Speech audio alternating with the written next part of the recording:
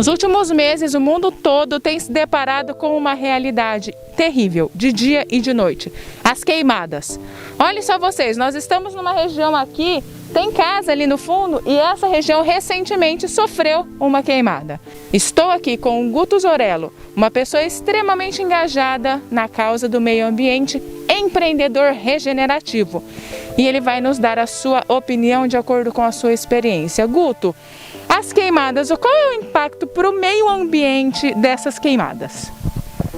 Para o meio ambiente, a gente tem grandes impactos profundos que são a perda de biodiversidade, né? Tem muitos animais que morrem, né, com as queimadas, né? Não só animais mamíferos, tal, de grande porte, que são os que mais sofrem com as queimadas, mas também toda a microbiota do solo, né? Como a gente pode ver aqui atrás, o solo está todo queimado, né? Então a vida do solo ela vai se degradando a cada queimada, a cada ano.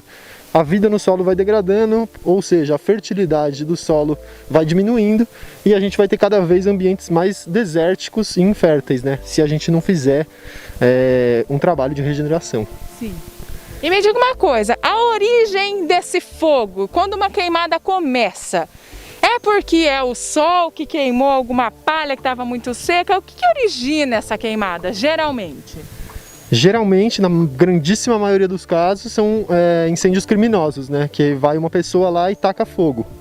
E aí tem diversos motivos para a pessoa tacar fogo.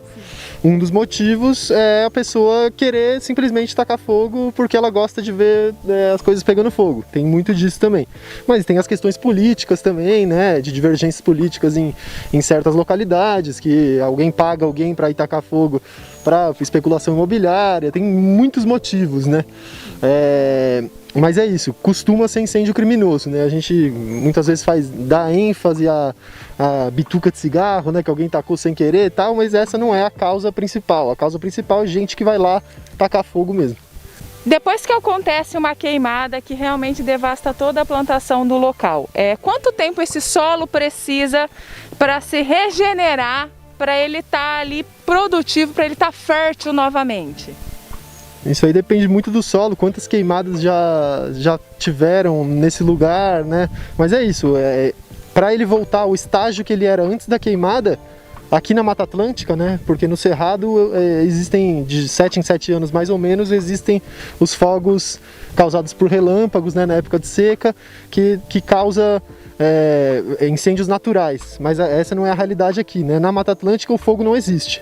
Então, a gente nunca vai voltar ao estágio de antes do fogo se a gente não fizer um trabalho de regeneração, né? Então, eu sempre gosto de falar que ao mesmo tempo que a gente é inconsequente e até burro de tacar fogo, a gente tem o poder também de regenerar, né? De trabalhar a favor da natureza e fazer com que a abundância retorne, né?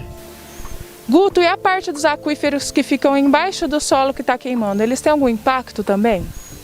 Com certeza, porque sem a cobertura vegetal que essa queima causou, as raízes das árvores vão morrer, né? Em muitos casos, né? Elas morrem e ficam sem nada, sem raiz.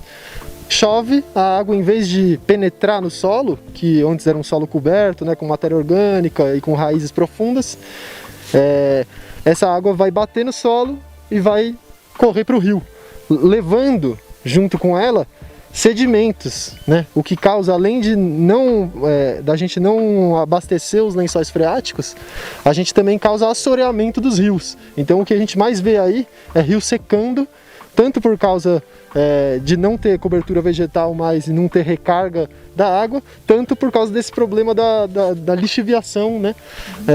Que acontece e causa assoreamento nos rios, que ficam cada vez mais rasos, e aí ele seca, né? E qual é a interferência das queimadas na questão da umidade do ar? Bastante também, né? Porque o fogo ele queima a umidade e quanto menos plantas também, menos umidade, né? E quanto menos umidade e mais fumaça, mais problemas respiratórios. E sobre isso a gente vai ter agora um vídeo de uma pneumologista falando sobre os impactos no sistema respiratório das pessoas. Olá, meu nome é Renata Arbex, eu sou pneumologista pela Sociedade Brasileira de Pneumologia e Fisiologia e venho contar hoje para vocês como a poluição age no nosso corpo. Então, quando nós respiramos, esses pelinhos do nariz, chamados vibríceas, eles limpam, umidificam e aquecem o ar que entram para os nossos pulmões. Lembrando que toda diferença de 10% de umidade ou 2 graus de temperatura já atingem nossa via aérea, tá bom? E nós temos passado aí por momentos de diferenças muito grandes, até de 20 graus, 22 graus no mesmo dia de temperatura e de umidade também de deserto, tá? Então, quando esse ar entra, além de ter essas alterações de temperatura e umidade com poluição, essa poluição ela chega às pequeniníssimas vias aéreas. Então passa pelo nariz, essa região da garganta, pulmões, pequeníssimas vias aéreas. Nas pequeníssimas vias aéreas, eles chegam em contato com os vasos sanguíneos. Então, nós já conseguimos pensar que pessoas idosas, crianças vão ter mais consequências nas vias aéreas e também pessoas que já têm asma, rinite, o enfisema pulmonar ou a bronquite, que é a doença pulmonar obstrutiva crônica, pacientes fibróticos vão ter mais comprometimento. Lembrando que pacientes que também não tenham essas doenças podem desenvolver aí um quadro inflamatório de vias aéreas. Além disso, quando esse ar chega nas pequeníssimas vias aéreas e passa para a corrente sanguínea, ele também leva inflamação no sistema cardiovascular, podendo aumentar risco de infarto agudo do miocárdio, acidente vascular cerebral e outras doenças, então piorando o sistema cardiovascular também pela inflamação gerada. Guto, existem formas da gente melhorar essa situação? Com certeza existem formas. Primeiramente, a gente tem que tomar consciência disso, né? A população tem que tomar consciência de que o fogo ele é extremamente nocivo em várias áreas, como a gente já falou agora.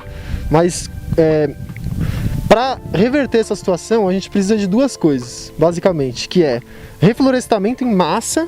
A gente precisa reflorestar todos os biomas que estão queimando. Só agora, daqui de cima, a gente está vendo 2 focos de incêndio aqui, né? Então a gente vai ter que ter um esforço massivo para reflorestar essas áreas e trazer a biodiversidade de volta. E a outra coisa é não deixar pegar fogo, né? E se pegar fogo, a gente tem que apagar o fogo. Ou seja, precisamos urgentemente criar brigadas de incêndio locais, né, para atuar nessa época do ano, que vai ser cada ano pior. Se a gente não tomar atitudes corretas, vai ser cada ano pior.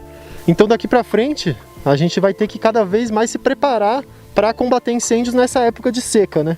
Então brigadas de incêndio populares e locais são extremamente necessárias. Então a gente precisa de investimento público para isso, né? Não só no campo ideológico, de espalhar essa ideia que a gente precisa agir, mas também dinheiro, né? Para colocar e gerar renda e trabalho para pessoas que querem apagar fogo.